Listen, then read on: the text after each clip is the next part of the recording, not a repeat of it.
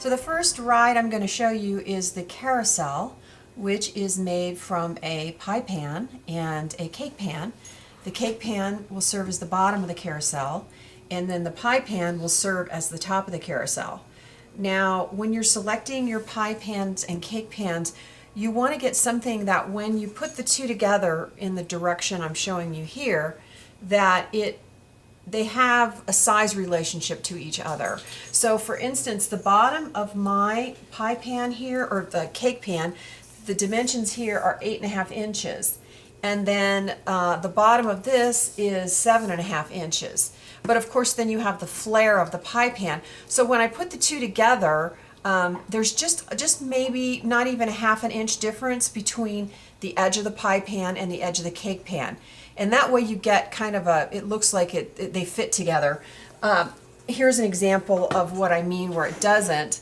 Here the pie pan is much smaller, or the cake pan, excuse me, and this is the same size pie pan as the one I used here, and you can see that the top is a lot bigger. It hangs way over the bottom, so I don't think it looks quite as good. Of course, you got to use what you can find, so but if you can get them so that the relationship is a little closer, say within a half inch or so, then that looks better. The other thing too is just if you can find tin or lightweight metal like this steel, it's just easier to punch a hole into, because we will be punching a hole into the bottom here. So, you know, obviously you can get a hole in anything. So, but if you just have an old set of cake pans, pie pans that are the old tin kind, which you can't, I've looked everywhere and you can't seem to buy. This is about the lightest weight material I found, is this lightweight steel. Not the aluminum ones that are real flexible, because it needs to be stiff. So not the real, like the kind you can buy in the grocery store and throw away. Not those. So either the tin, it has to be a rigid metal, either tin, steel, whatever you can find. Now the first thing you're going to do is decorate both pieces. And when I say decorate both pieces, really it's just the flat embellishments.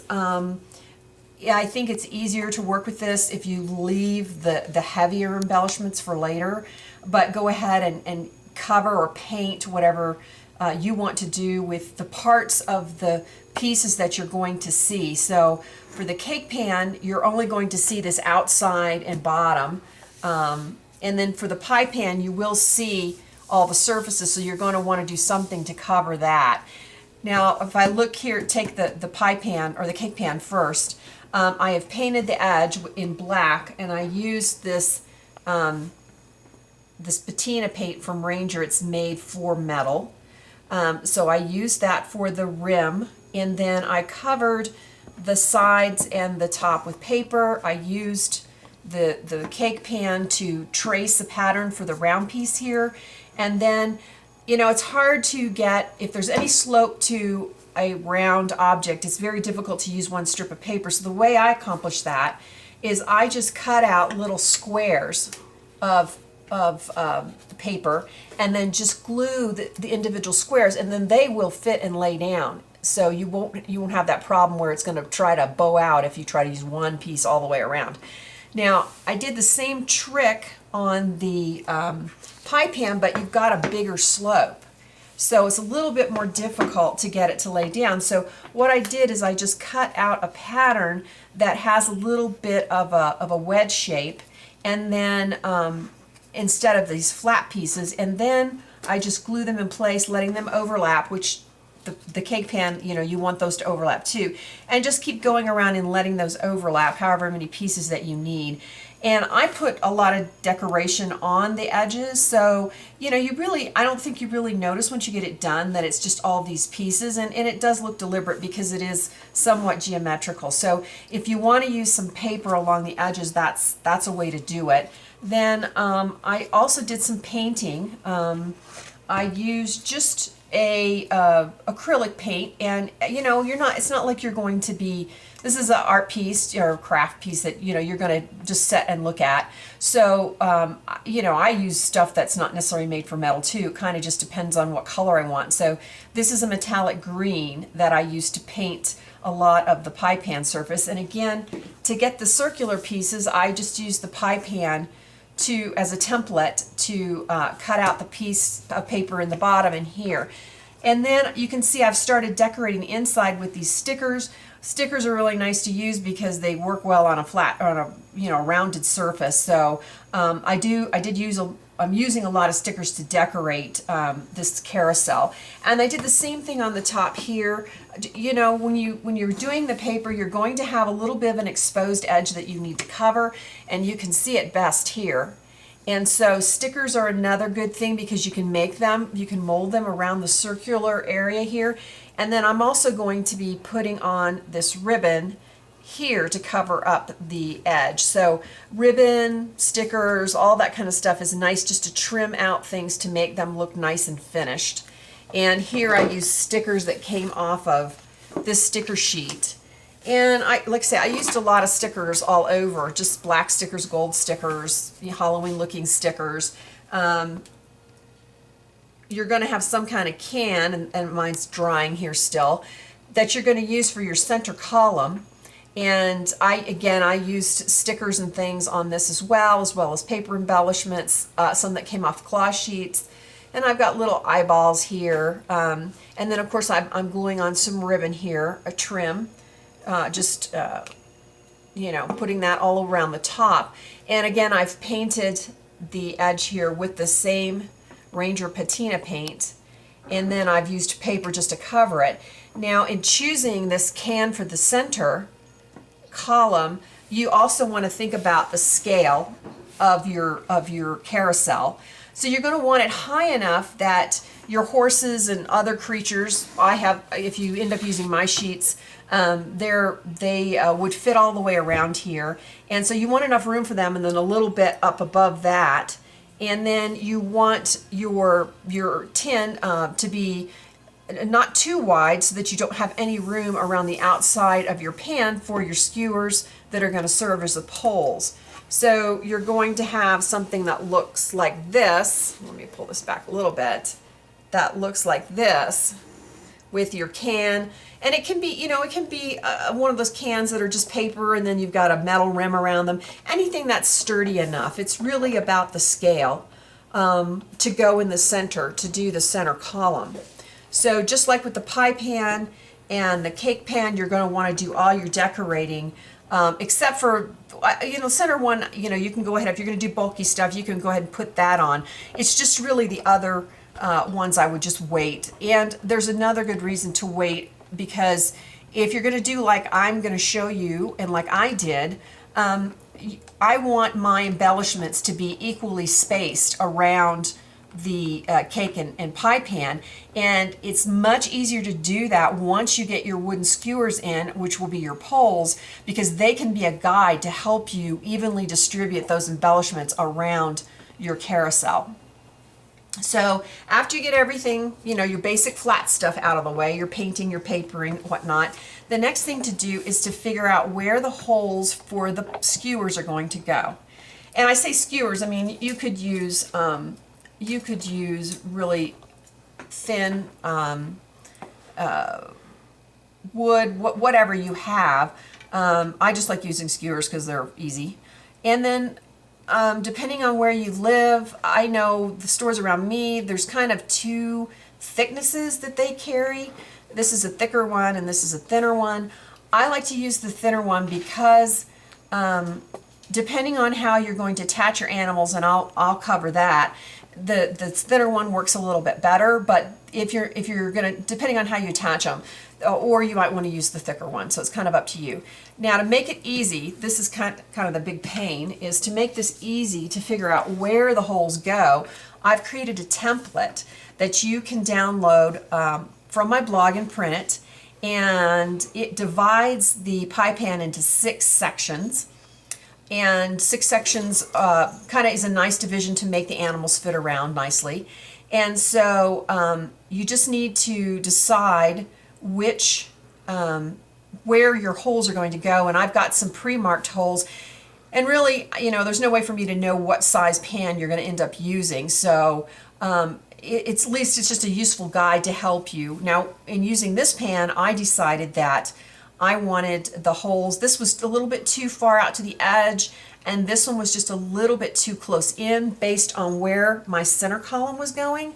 So you know, you want to bring it in about 3/4 to an inch inside the pie pan, but you don't want it too close so that they're right on top of this, because you won't have room to put them around. So you kind of have to look at what you're going to use, you know, your pieces, and decide what works best for you. But it makes it really easy having all those dots. It makes it easy to figure it out. So I decided I wanted a hole somewhere between these two dots. So you're just going to kind of center this on your pan and then mark those holes with a pencil all the way around, which I have already done. And you can see, if you can see the pencil marks of my holes. And now I'm going to punch the holes. And we're going to punch the holes going this way because we want the metal, the bits of metal, to end up in here and extra paper so that it doesn't look ragged on the top. The raggedness will all be underneath. And then to do that, you don't want to just sit your pie pan down and start punching holes. You want to support it, because if you do that, you might create dents all around it. So you want to put something underneath it that supports it. And then come in with an awl, or if you're going to drill this in some way, you can do that too. But just make sure it's supported, and you're going to come in and punch your holes. And of course, you'll have to make them big enough for your skewers to go all the way in.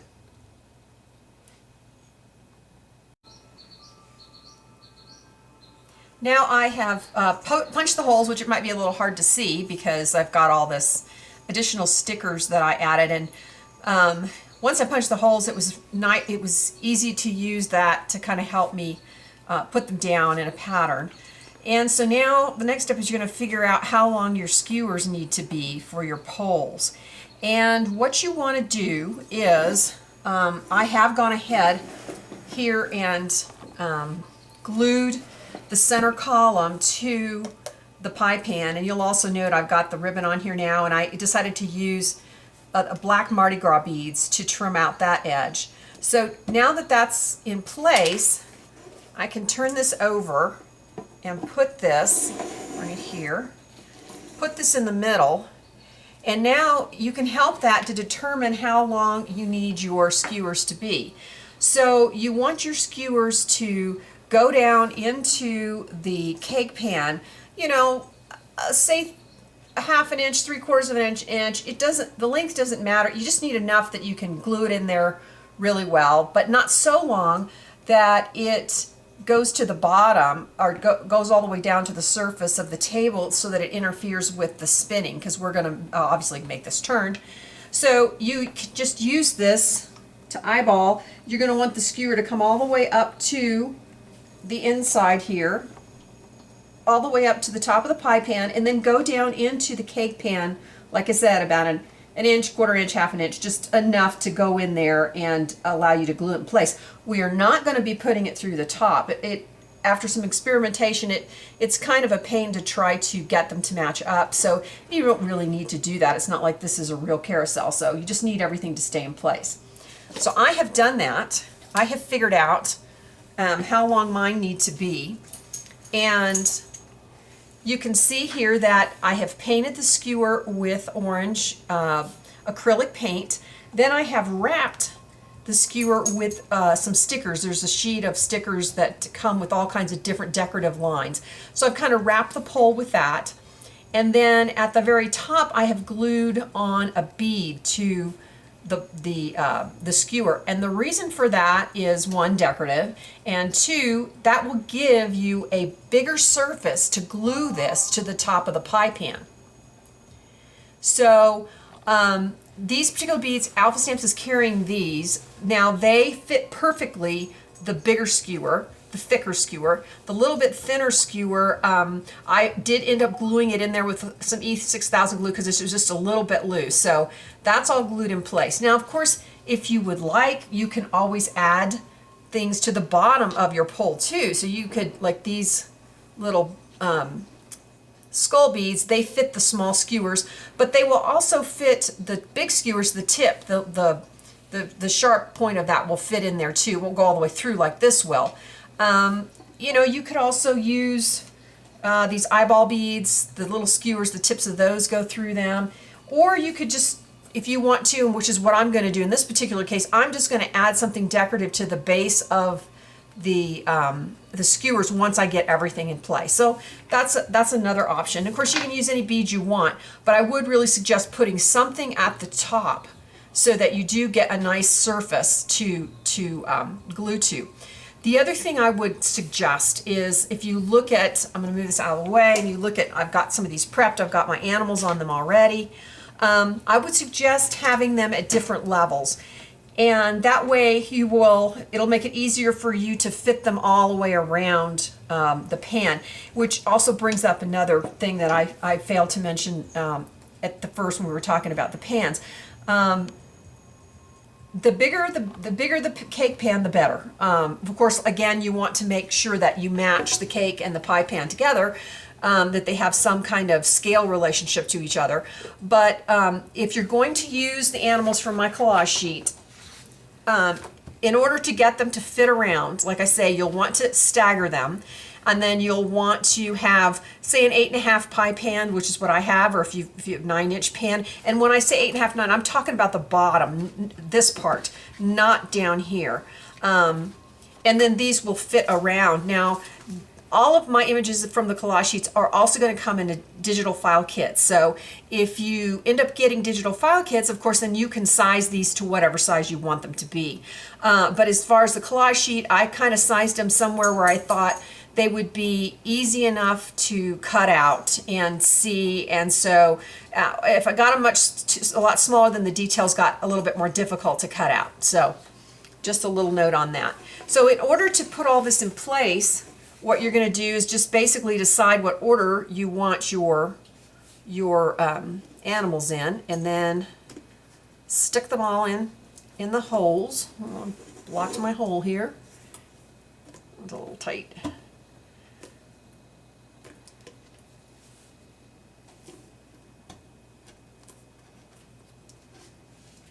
Of course, these are going to sink down, but that's not to worry.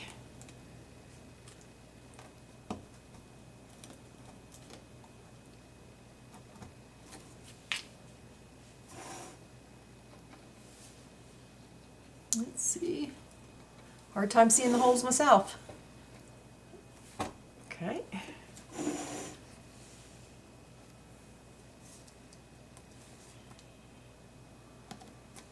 Oh.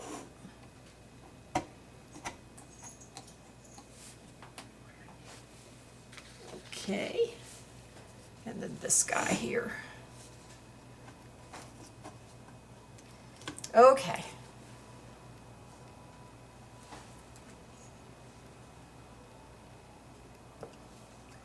Now, you can adjust these down in place. Now I've got the center column glued down to the cake pan. So now all the center core is glued. These are just stuck in here loosely. And now I'm going to come in and I'm going to flip it.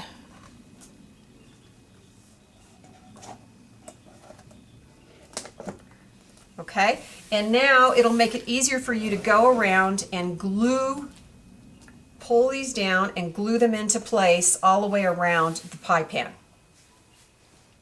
at your beads.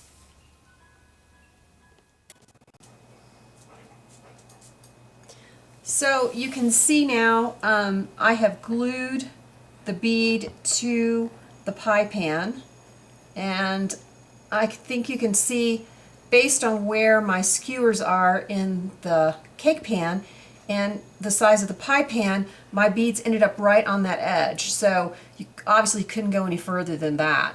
So your bead may end up anywhere from here to maybe a little bit inside here, but just make sure that at least some of the bead is at least on this edge. And then I also want to talk a little bit about, I'll turn this now. Well, actually, let me point out the next thing I did, which was put glue inside here to glue these skewers in place. And I just use glossy accents for all of this. I mean, you could use E6000 if you want. But, you know, this isn't going to be under any kind of pressure. It's just wanting to keep it in place. Okay, so now I'm going to just turn this over. So on the animals, I talked about, you know, spacing them high and low so, you know, they're not bumping into each other, and also making it look like, you know, like they're moving up and down like they would if the carousel were moving. But another thing to think about is, do you want to just back your animals with some paper and then just glue it right to the front?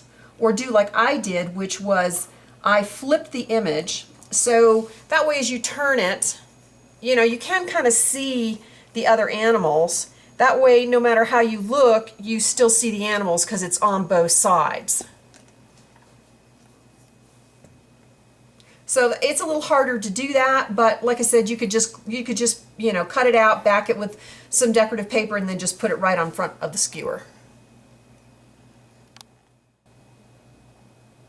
Next thing I want to show you is the top that goes on top of the pie pan, and it is made from a couple of different things. First of all, this is just the lid to the round paper mache box that I used for the pumpkin pets in the first video, and it's stained with distress ink. Then I just have a tin can that I painted with metallic acrylic paint, and then I have one of those plastic containers that I used for the skull toss game in the second video that's covered with paper.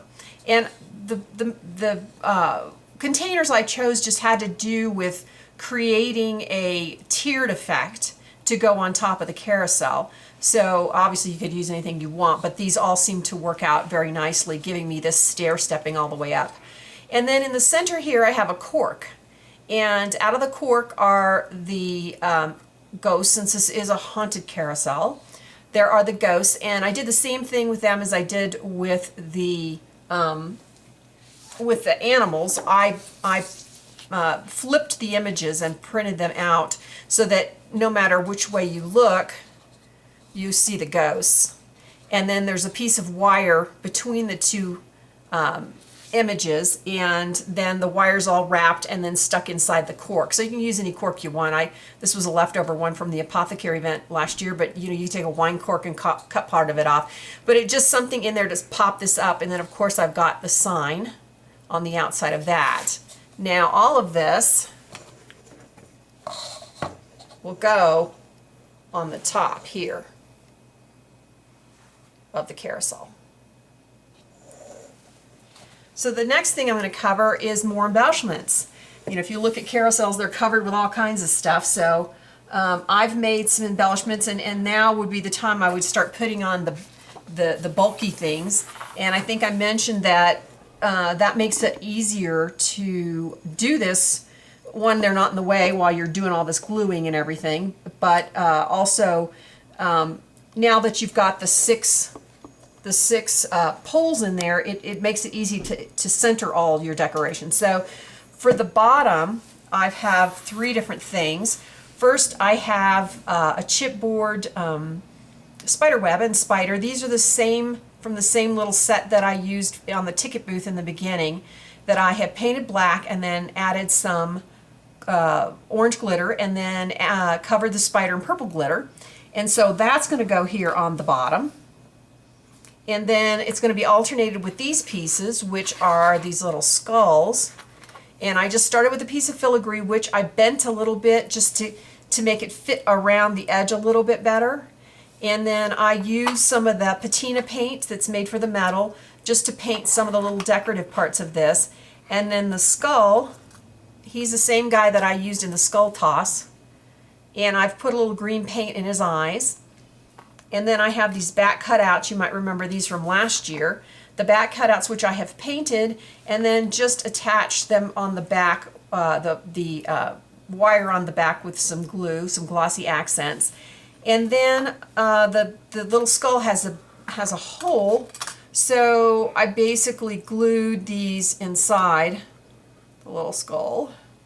I made the wires extra long so you can poke them through, and then glue them in place in there. I put a little glue in as I'm putting the bats through there, and then I let that sit and dry, and then I snip off the end and add a little bit more glue down there, and then using some E6000 to stick that on. And so my plan is to alternate the bats and skulls, and then the spider web. And then I talked earlier about on the bottoms here, you could add a decorative element, like say maybe these owls, if you're not going to put a bead there. So I'll go through and put those on as well. Then there's another thing that I'm going to do to the top, and that is to have the Mardi Gras beads hanging off of the top in loops all the way around. And fortunately, the beads ended up being the perfect length so that I would not have to cut them and do these individually. So I started with these brass spider webs, and I don't know if you can get in there very close and look at the 3 jump rings. The first jump ring attaches, I'm going to use this to point, the first jump ring attaches the purple beads to the spider web.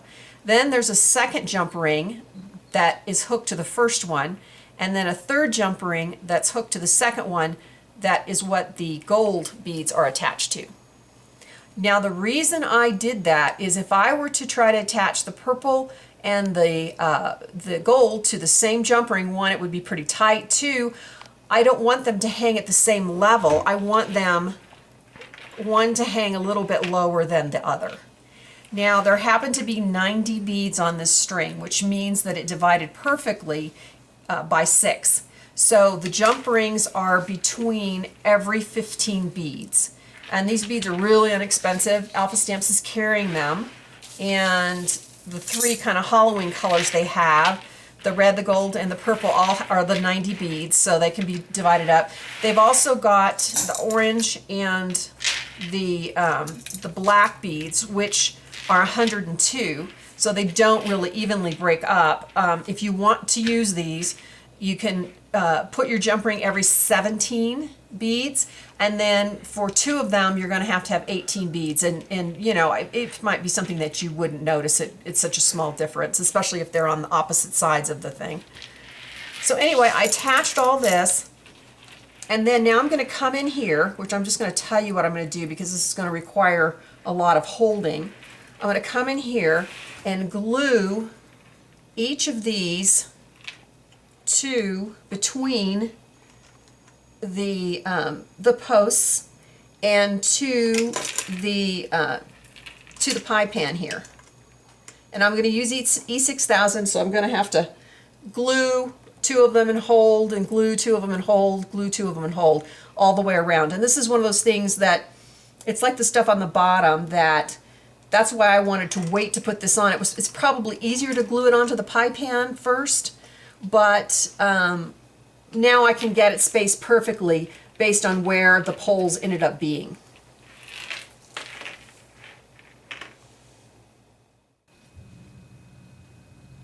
Once you have your carousel decorated however you like, the very last step is to add the mechanism that will allow it to turn. And what that is it's a Lazy Susan ball bearing. These are really cheap. You can find them at hardware stores, and I've found them online for a really good price. It's $1 something a piece, and you just need to get the smallest. It's usually referred to as a 3-inch, and it'll hold hundreds of pounds, which you don't really care about that. It's just you want the spinning ability. And to attach it, what you need to do is make a stack of something. In this case, I've just used foam core. You could use blocks of wood, just whatever you have that's sturdy. You want this stack to be the stack plus the ball bearing Lazy Susan. You want it to lift tall enough to lift the pie pan off the surface. Now I've attached the Lazy Susan ball bearing to the chipboard with E6000 glue, and then you can see I've added some more to the top of this, and then you're going to set your carousel right in the center. And one of the important things is to not make whatever you're going to put the ball bearing on too wide so that it interferes with your the poles that are sticking through the base of the carousel. And you're just going to want to let that dry, and then that's how you make your carousel spin.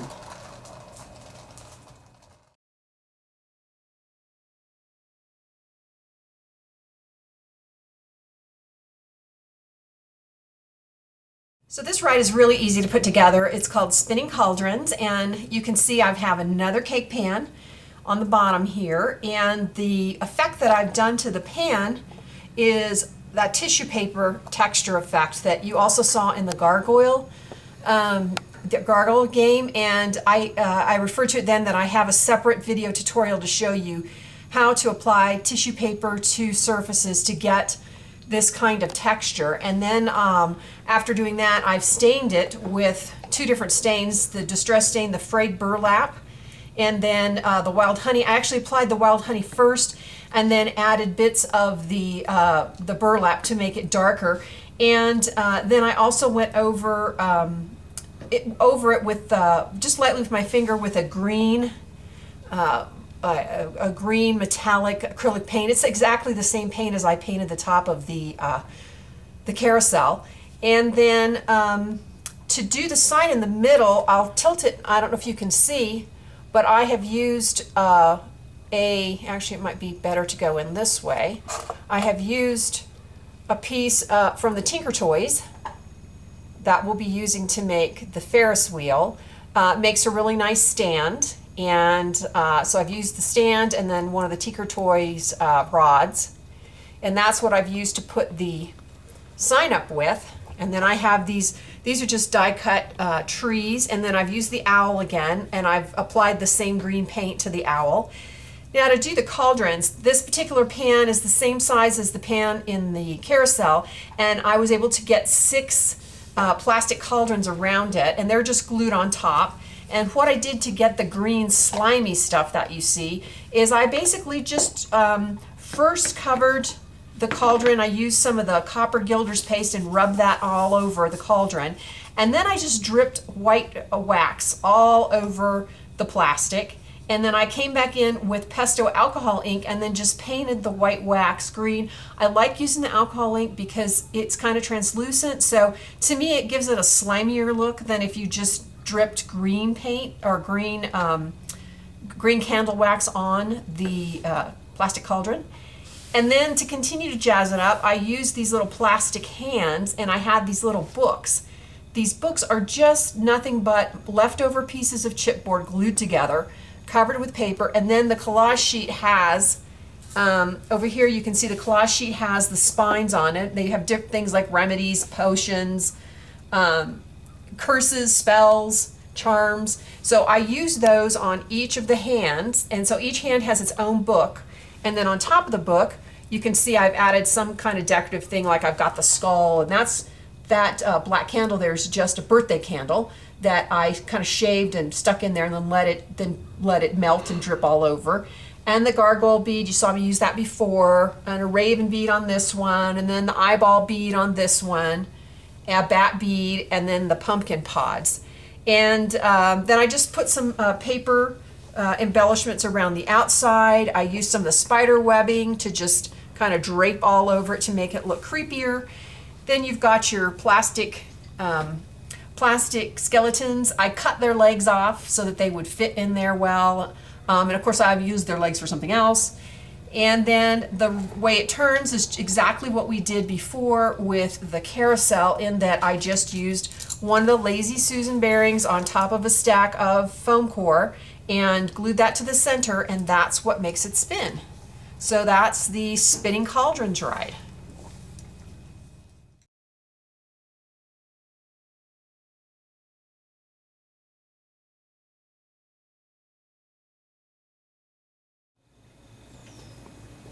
So this ride is the Black Widow Web of Horror Ferris wheel, and the basic construction of this is using Tinker Toys for the center, spokes of the wheel. We're using a lampshade ring for the outside of the wheel. And I approached this a couple of different ways when I was working up the sample, trying to figure out what was the best way to cut the spokes of the wheel. And that's kind of the key to this whole project. You get that done properly and the rest will go smoothly. And what I finally came out with, I tried templates, I tried measuring, and the best solution I came up with is to take the hoop and to put it on a mat or something that has 1 inch square grid measured out. And this hoop, this lampshade hoop, in terms of sizes that you can use, I'm working with a 10-inch.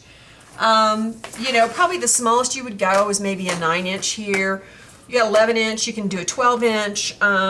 After that, it kind of gets huge compared to the scale of all the other pieces. So, but it's up to you. I wouldn't go smaller than the 9-inch because it really, you've got the issue of getting the seats in and all, and it kind of starts to get too small. So after that, I think maybe you want to at least have a 9-inch. And I found a really good supplier online if you can't find them anywhere, and very inexpensive. So I will have that in the PDF document if you need to find a place to buy hoops. So the Tinker Toys, I bought mine on eBay, and the only problem was that there were not enough long pieces for me to do 2 sides of the wheel, so I ended up using wooden dowels. And the most important thing of the Tinker Toys really is the centerpiece, because it's already pre-drilled with all the holes. Everything is measured perfectly. Of course, you know, if you know how to do this and you're good at it and you want to make your own, that's fine. But if you can get a hold of at least 2 of these, because that's all you need is just 2, that's really the most important thing of this whole project. Now, in order to get the whether you use the stuff from the Tinker Toys or you use the wooden dowels, in order to get these all cut exactly the same and fitting very snugly in your hoop, what you need to do is place this Tinker Toy centerpiece just on the very center of your grid. And you could see the 2 crosshairs in your hole there. And what I did was I inserted whatever it was I was going to use in the side, put this in the center, and then marked this. Now, I marked them a little bit long because you can take away, but you cannot add back. So I tended to make the mark maybe just slightly over the edge of the hoop here, the inside edge of the hoop, and that's where I cut. And I also discovered through this process that not every rod or piece of wood goes in these holes the same distance. So it did not work out to just try to cut all these all at once the same length, unless of course you want to cut them extra long and then put them all in and then trim them down. But so I stuck it in here, I cut it, I left it in there, I never took it out, so that I knew that that fits in that hole. And I continued to do that all the way around until I had all of them. And once I cut all that down, then I tried this in my hoop, and I've got this one already fits. I tried it in my hoop and then started making adjustments if there was anything, if it was too snug. Now these metal hoops are flexible. They will bend some. So you just want to make sure that you're not shoving it in so that now it's an egg shape instead of a circle. But you want a really snug fit. I have a really snug fit on the sample. I didn't even need glue to glue any of this. So the way I started sanding it down is I just sanded a little bit off each one, and then I tested in my hoop, and it was still too tight. So then I came in with a ruler, because even though these stick in different distances, this part they should all be the same. And so then I came in and measured and looked to see if any one was a little bit longer than the others, and then I sanded that one. So I kept doing that process until this fit nicely. And as it turned out, at least for the piece I used and the 10-inch hoop, the distance ended up being 4¼ inches for all of these. Now don't just use that. Please test your own, because I don't want yours to be a little bit different and then it doesn't fit. So, but that's what mine ended up being. So that's the process that I went through. And not only do you do this to be accurate in terms of keeping this as a round shape, but when we end up connecting the 2 together, they need to match up. So if one of the circles is a little bit more like an egg and one is a circle, then instead of a wheel that turns and matches nicely with your chairs moving, you're going to end up with it being kind of floppy and wonky. So once you get your spokes the proper size and inserted in the hoop and all, then the next thing you need to decide is what you're going to use to connect the 2 sets of spokes together. Now I had a nice piece from the Tinker Toy set, so that's what I'll end up using. And you can just stick that in there snugly, stick it in the other side snugly, and it gave me a good distance. Now, you know, there's some flexibility on what you want that distance to be between these two. You don't want it so narrow that, you know, a reasonable chair won't fit in here, because the chair is going to have to be a lot narrower than this so it doesn't bang on the sides. But then you don't want a teeny tiny chair either. So I think this one ends up being, maybe 2 3/4 inches. So probably somewhere between 2 3/4, 3 inches is probably a good distance. Now, once you decide all that, you kind of have the core components, and now you can go ahead and paint things. And you leave it together and paint it, unless you want different things done where you have to separate this. But if you take these out, please be careful that you keep track of where they go. So I painted all this red, and then with just acrylic paint, and then I painted the hoop with the patina paint made for metal black. And once all that dries, the only thing I'll caution you about is when you go ahead to put it back together again, you may find that the wood swells a little bit. So it may not fit exactly on your hoop again. So you may have to go through a process of maybe sanding the ends just a little bit to get it back into your hoop. So I'm going to go and paint all this, and I'll be back. Okay, you can see that I have everything painted now and assembled. The spokes I painted with this metallic green paint that I buy at the craft store. And then the rim, I have painted that with more of that patina paint that's made for metal in a purple color. And I've made sure, you can see everything is really nice and level, and they're still round, not egg-shaped, and I have a really nice tight fit. I have not glued anything on this. And I've made sure that these spokes line up so that these are, each side mirrors each other. And so the next thing I'm going to talk to you about is what we're going to do to suspend this that will help us be able to turn it. And if you look at the original sample, you see these panels on the side.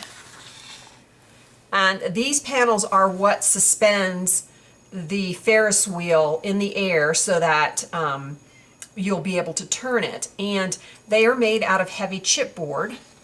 And I'll talk to you a little bit about the kind of chipboard.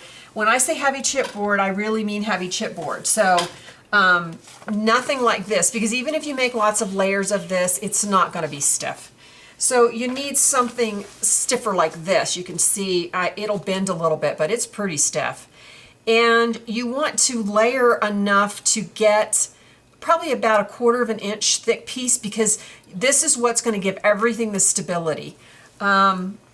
Here, this one's already finished, or at least I've got it all cut. And I actually ended up using, I think, 4 or 5 layers to get to that point of heavy cardstock, or heavy chipboard, excuse me. And then I just happen to have some super heavy chipboard. This stuff is really thick. And so 2 of these will be more than enough. 1 is kind of not enough, and 2 is just a little bit too much, but this stuff is really stiff. I mean, you just can't hardly bend this at all. And how you go about measuring this. Now, the measurements I'm using, of course, are going to work with your rim being 10 inches. And they're based on getting the wheel off the ground, and so that when your chairs hang or your seats hang, they won't touch the bottom. So the dimensions that I cut were 9 inches long by 4 inches wide. Now, if you're using the 11 inch or the 12 inch, you're going to want to add 1 inch on the bottom and 1 inch on each direction to your measurements.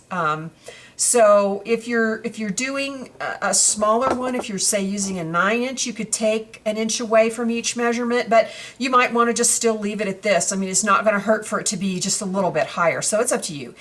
And so once you cut the piece 4 by 9 or whatever your measurement ends up being, then if you measure 1 inch in on each edge, and then draw a line from the corner up to the top, and that will give you your angle. And to do the same thing no matter what your measurement is. And you can see here, I have done that. I found, excuse me, I've already done that. This is cut. This will be, I will put these two together. And then the next thing is to figure out where your hole is going to go, because we are going to have this thing going through a hole on this.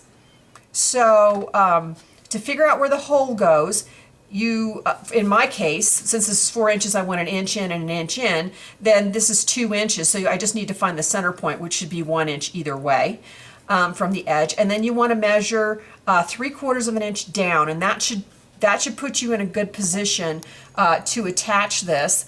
The other thing that you need to do is to mark your hole, and basically your hole needs to be the width of your these rods that are on the wheel, because you're going to be putting the same size rod in these outside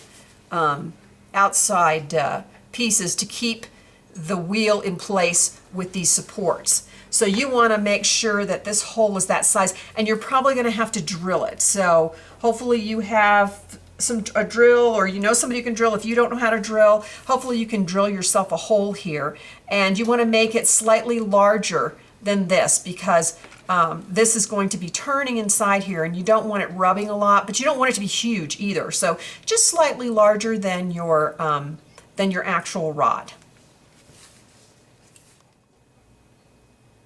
Okay, now I have the holes drilled in each of the supports, and they're assembled.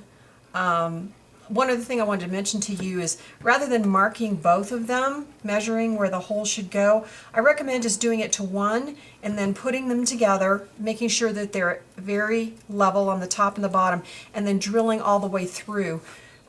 Because that way you will ensure that your holes are exactly across from each other. If they're not, you know, then you'll have trouble assembling the wheel inside of your supports. And then, of course, I papered it and repunched the holes. And you don't, you know, you want to remove any excess chipboard or paper, but you're not really going to see the area where the hole is on either side, so it doesn't have to be real pretty. Like mine's a little rough there from sanding and all, so that's fine. Don't worry about that. So next we talk about how the wheel fits within the supports. The first thing we have to do is we have to create some distance between the wheel and the supports, so that when the wheel turns, it won't rub against the supports. And I don't know if you can see in this example, but if you look inside here, I have got, I actually used a gear from a clock, a couple of clock gears, one in here, one on each side, and it's probably about 1/4 of an inch thick.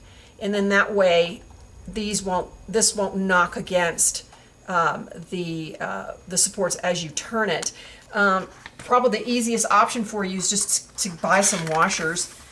Make sure that the rods that you're using will fit through this. This rod is exactly the same size as the rods around the wheel.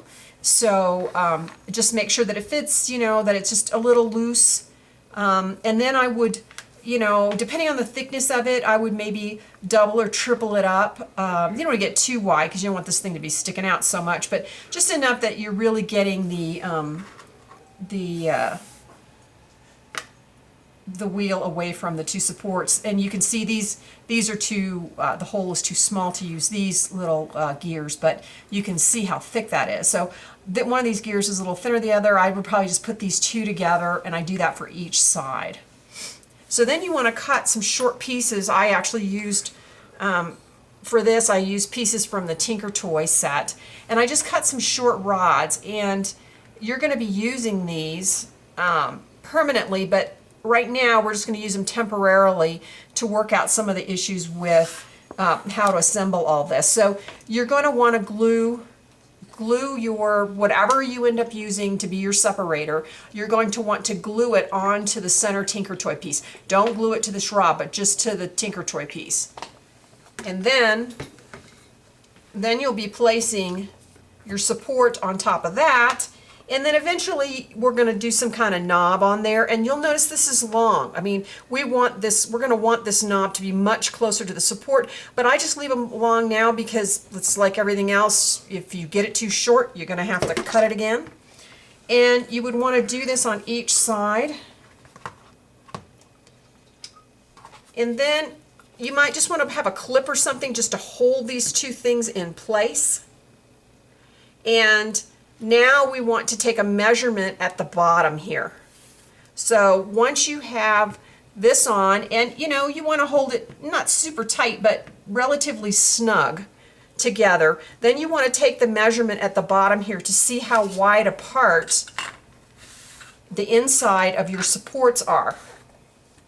And everybody's going to be a little bit different because it's going to depend upon what kind of a separator you used and how far away, how wide this is. So, you know, you will need to take that measurement for yourself and not necessarily use what I'm using.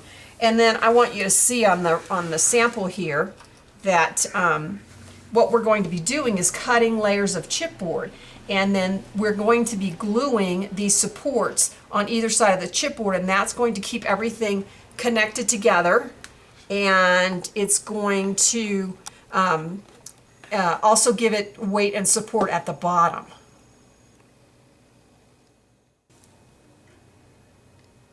So for mine, I ended up using a piece of chipboard gear that had the right size hole, and then one of the silver washers. I didn't have 4 washers, and one was really not thick enough for each side.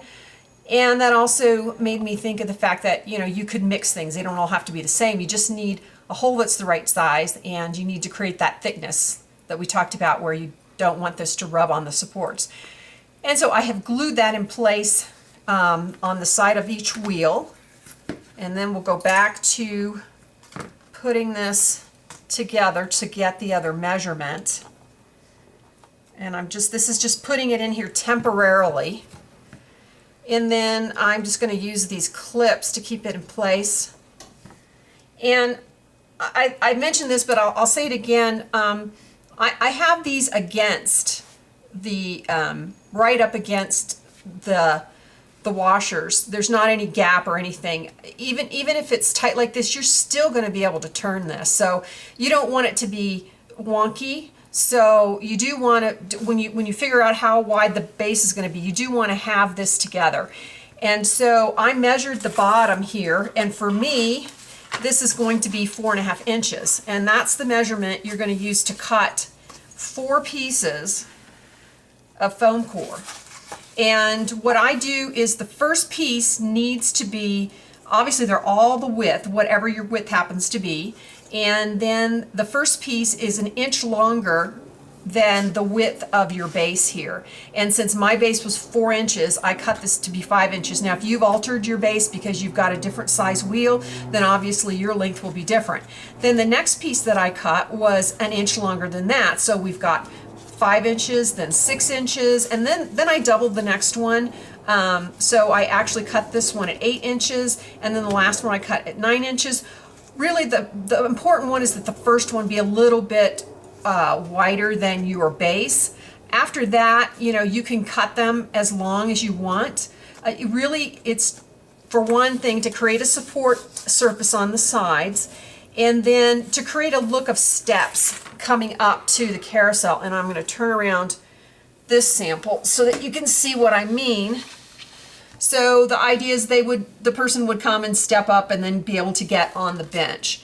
And so that's what that is. And so we will be gluing it onto this, but not yet.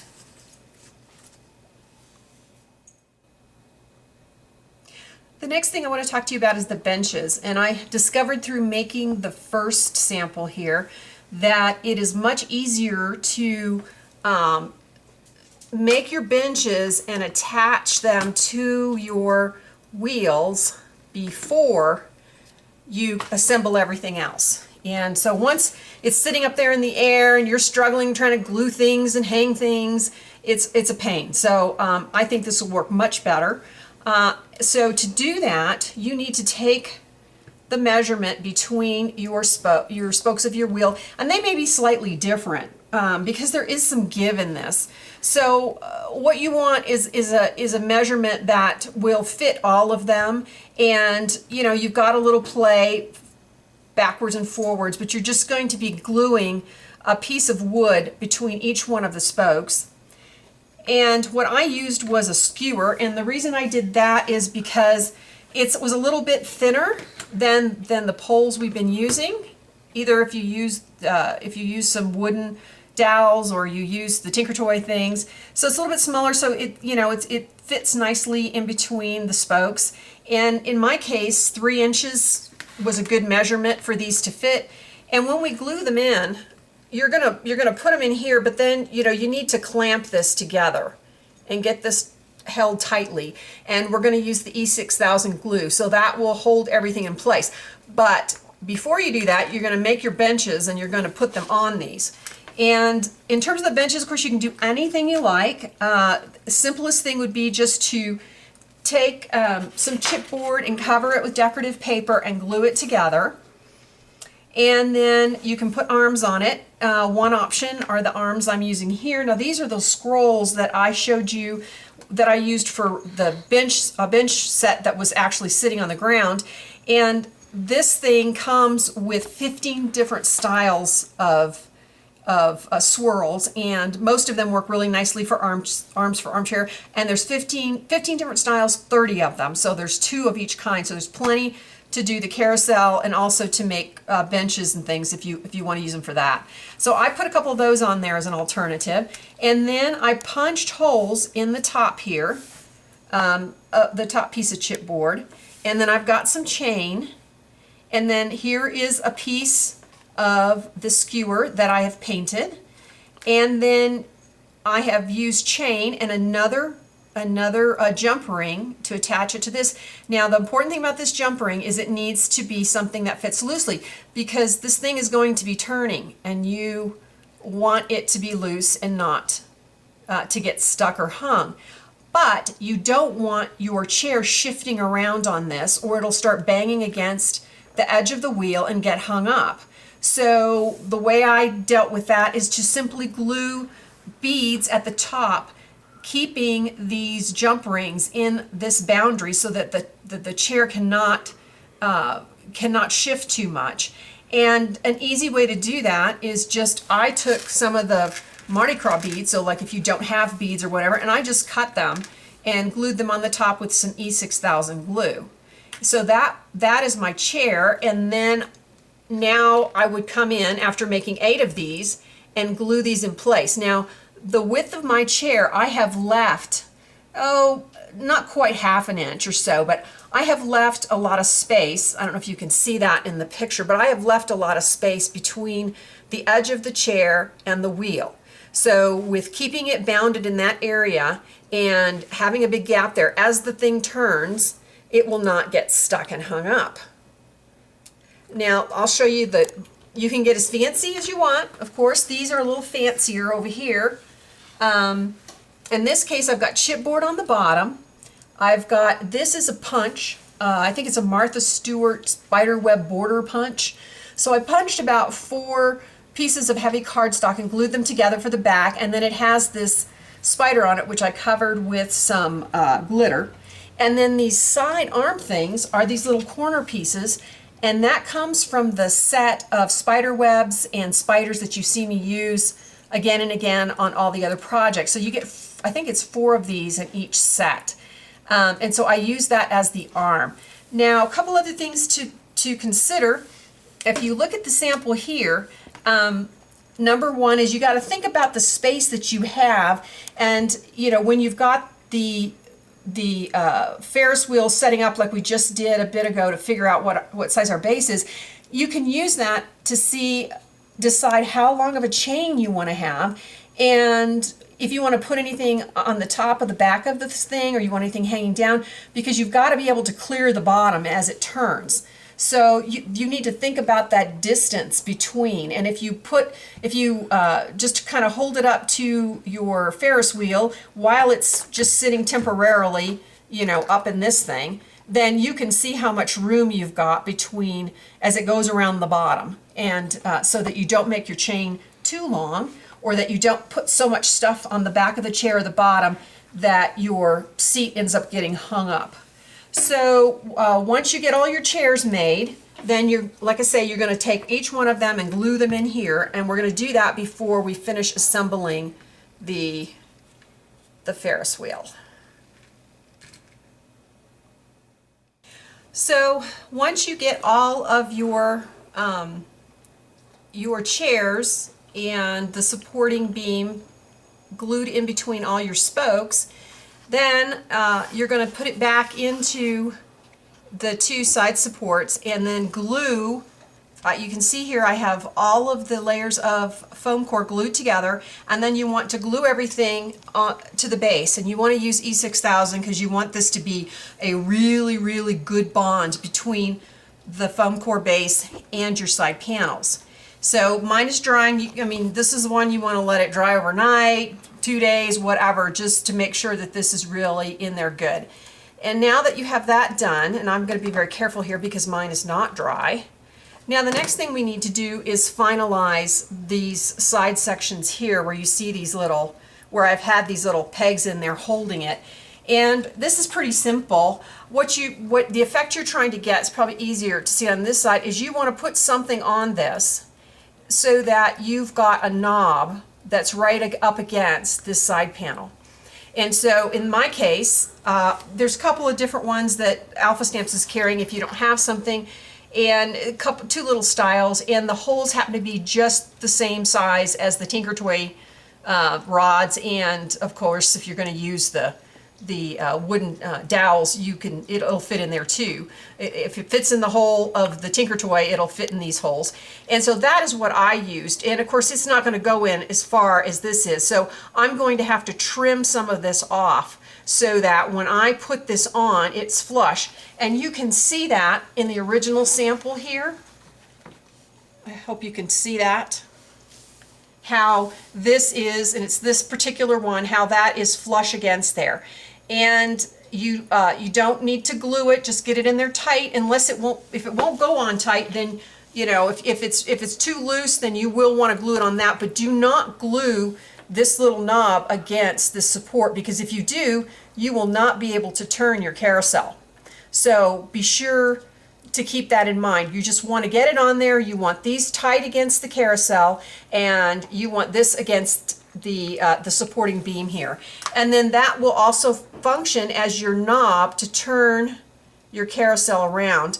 And I want you to notice the seat at the bottom, and you can see down here how there's room when I was talking about the distance you have to work with between this supporting rod and your chair and the bottom of this foam core. So you just want to make sure that you've got enough space that as this turns, it doesn't rub against the bottom. And you'll also notice that these are loose, but yet they can't go past those beads, and so that way as I turn it, it does not get hung. Even if I do it pretty fast, it does not get hung up.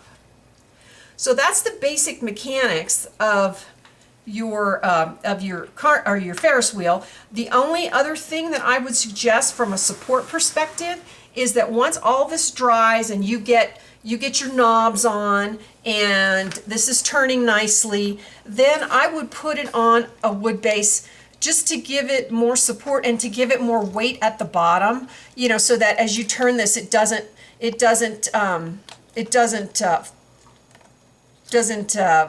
you know, flop around. And I just bought these wooden bases at Michael's craft store. It was very inexpensive, so I would then glue that on top of this, and then that will make it super stable. Now I can talk about some of the decorative elements on this. Now, it's always one of these things that as soon as I use a paper, then I find out the manufacturer doesn't carry it anymore, and so that's what happened with this black and white paper. The same thing with the spiderweb stuff. This is a Martha Stewart paper. The stuff at the bottom is a Bo Bunny paper.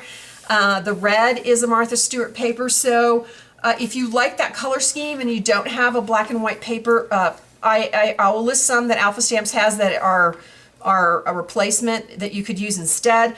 The other sample, which I don't want to show you anymore because I'm going to put that on the blog and surprise you with what I do with it, but a lot, those papers were out of my stash, so obviously they don't come any, you can't buy them anymore, but some of those papers are going to be in the giveaway, so you might want to check that out. And then for this ride, I just, because it's the horror, the spider web horror, I had these little fuzzy spiders crawling up it. It comes in a pack of, I think there's like 15 or 18 spiders, quite a few spiders. So I have them crawling up the sides, and of course I have the sign for the ride, and then I've got the dog guy here. I kind of thought, well, he kind of looks like the guy who'd be running the ride. And then I thought, well, I'll make an entrance for this ride. And so the entrance is just foam core, of course, and then I used, for the spider webs, I used a mask, the Tim Holtz spider web mask, and then of course you see two Tinker Toy round things here with the borders around them. And then I used two silver spider charms that had little loops on them to hang a whole bunch of the Mardi Gras beads, and then I just used E6000 to glue the last bead down. And then you see right here, and actually I meant to mention that too, you see this is just a die cut spider web, and that die cut spider web is also on this Ferris wheel, and I glued them in between each of the spokes, and it comes, I think, in a package of 4. So I also put glitter on them, and that is one thing that you need to think about. If you put anything on the side of your carousel or your Ferris wheel, it needs to be very thin, because you went to the trouble to create space between the supports and your wheel, and you don't want to put a bunch of bulky stuff, so now it starts to rub against your wheel. So with a thin die cut done out of cardstock, it works. And then of course you see the sign and another one of the spiders. And then the set that I've been using several times, and I used this for the chipboard set that I used for the arms of these chairs and on other things. Well, this is, after you use it, this is what you end up with. So I used the spider as a stencil, and that's where you see all these spiders all over the base of this. And then of course we've got the turtle man here about to go get on the ride. So, from this point you can decorate it, you can do whatever you want to it, just be sure you don't do anything to keep this from turning. So that is the Ferris wheel.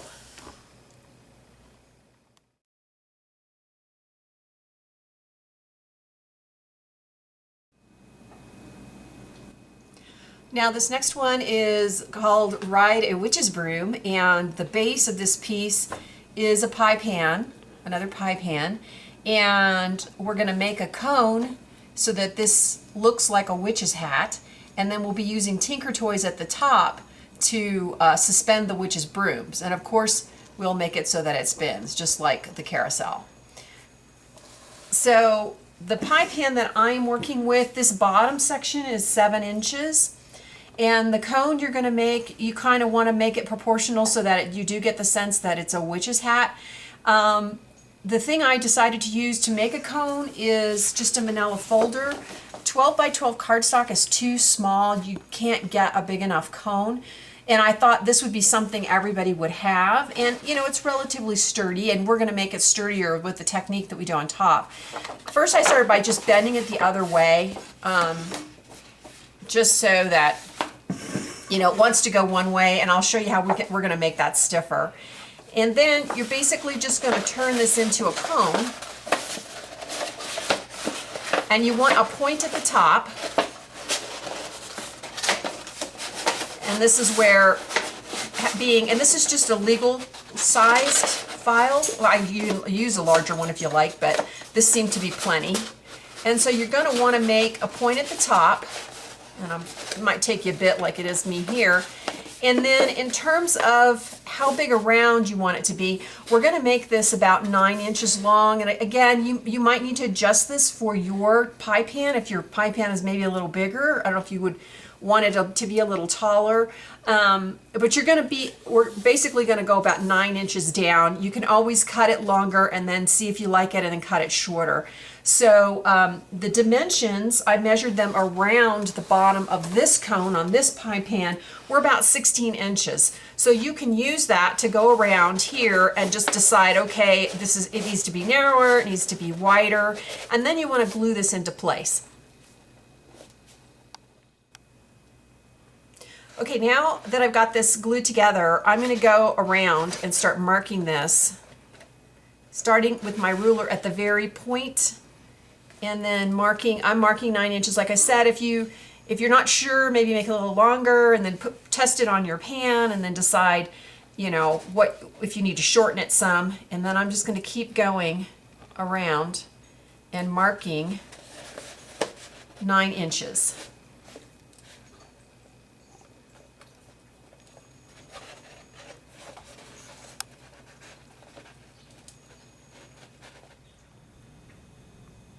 Okay, so now I have cut all the way around 9 inches down, and now we're going to attach this to the pan.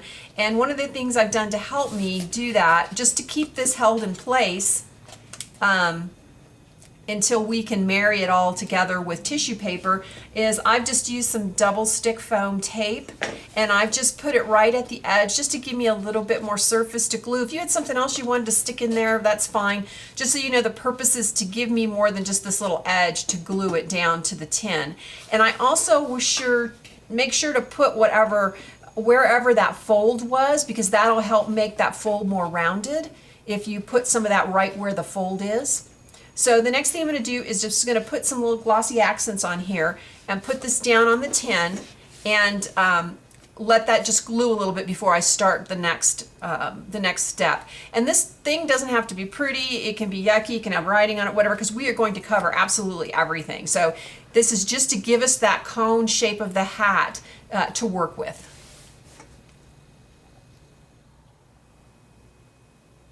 Now I'm going to use tissue paper to marry the cone to the pan and also to create the texture. So all I'm going to do is apply Mod Podge to the cone and start to wrap it with tissue paper. And I liked the downward direction of the texture, so that's, I'll have to turn this away from you for a minute so that I can put more glue on it. But so that's what I did.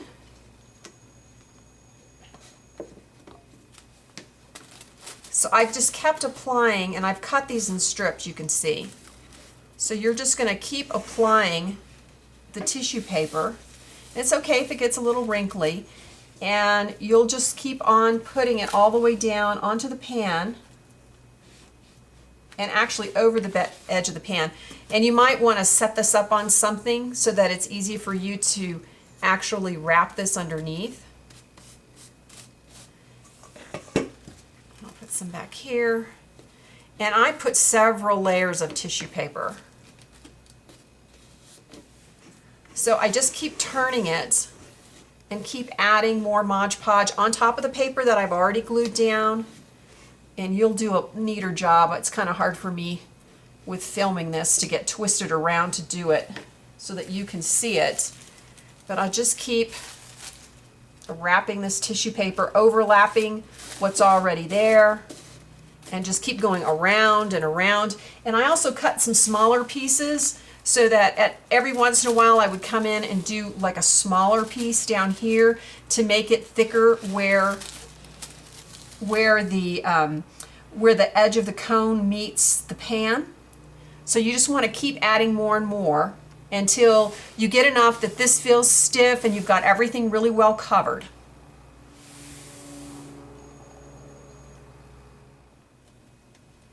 So you can see I've already got a bunch of it on there, and for me, I found it was easier to just do all the top, and then when everything was done here, then do turning it underneath and gluing all that down. And then what you might want to do too, like I've put a bunch on and it's getting really tacky because I've really been putting on a lot of the glue. You might just want to wait, let it dry, and then start putting some more on. You might want to do that 1 or 2 times before you finish. Okay, so now I've gone through several layers of putting on. I probably would say I applied maybe 3 to 4 times around, and then I've also done the underside here, folded it over, and you don't care what this looks like because you're not going to see it. And so the next thing I did was painted it with just black acrylic paint, and it'll probably take 2 to 3 coats, you know, to really cover it well and get into all the nooks and crannies.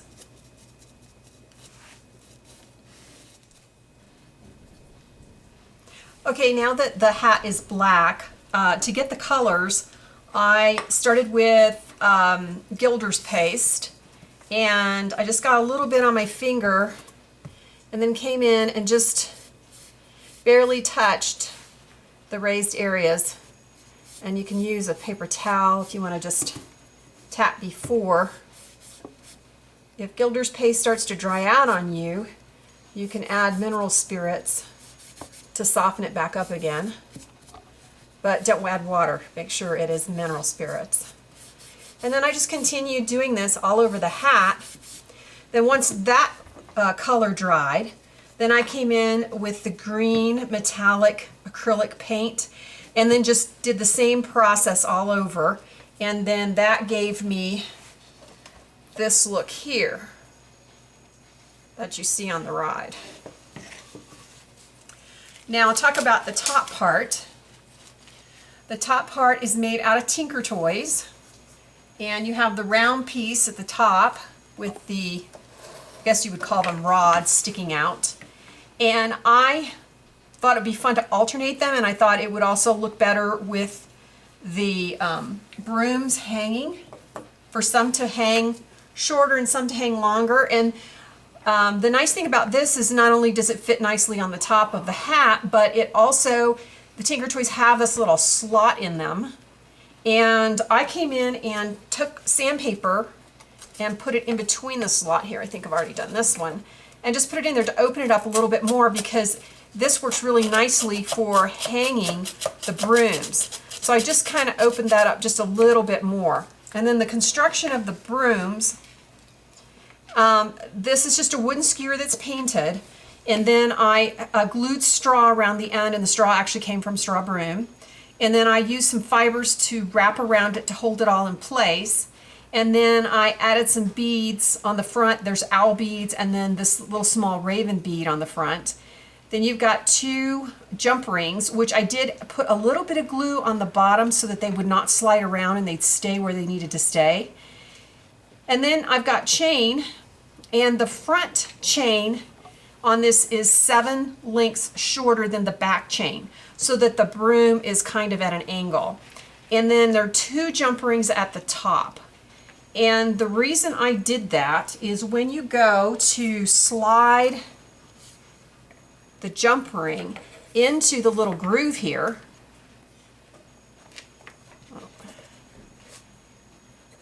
if you want the brooms to face,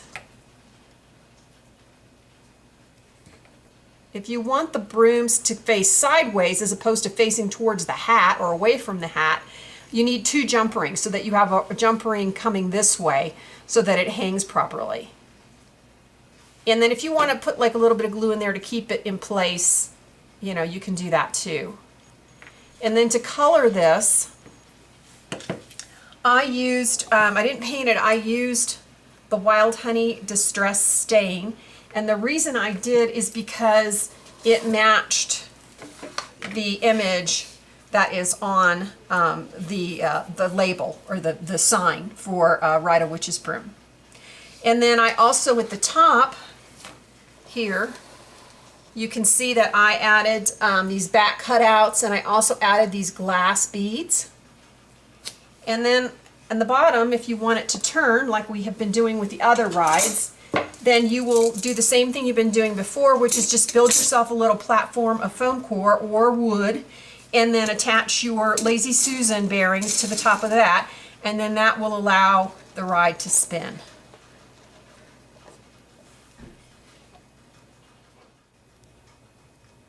Okay, the other piece that goes with it is this little thing. And the umbrella is made out of this image off the collage sheet. I did 3 of them, and I glued them onto paper, and then I cut the paper, I cut a little tab so that I could connect them to each other. The benches, this bench is chipboard on the bottom, and then this fence is a Martha Stewart punch, and I basically punched 4 pieces of cardstock, black cardstock, and glued them together to make it firmer, and then cut it off and added some stickles, or not stickles, but glitter to make it sparkle. And the feet are bat beads on the sides. And then this little bench is chipboard here, and then I'm using the eyeball beads like the ones I used for the prizes, and also I used those last year with the Witch's Apothecary. The top here, these are stickers, and of course this little skeleton guy sitting there, and then these arches, which are the back of the bench. I don't know if you may have seen me use these before in other projects, but they're these Gothic windows, and they come in lots of different shapes and sizes, but the little throwaway pieces inside are what I actually used for the back of the bench. And then of course this is just a piece of wood that I got at the craft store that I painted to match it all. That's it for Ride a Witch's Broom. I hope you've enjoyed the tutorials and now have lots of ideas for creating your own carnival. Be sure to stop by my blog and check out the giveaways challenge and to download free images. Happy Halloween!